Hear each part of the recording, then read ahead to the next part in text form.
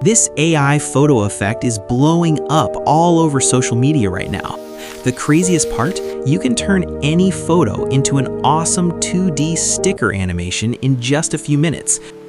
Let me show you exactly how to make it for free.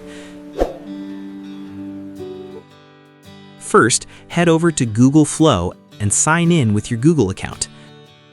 Once you're logged in, create a new project.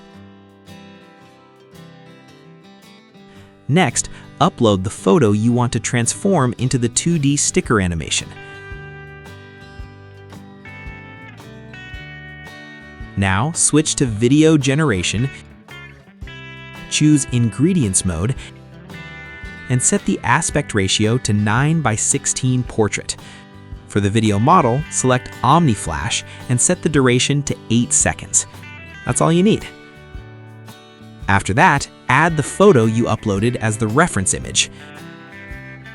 Now, copy the prompt from the video description and paste it here exactly as it is. Don't change anything in the prompt if you want the best results.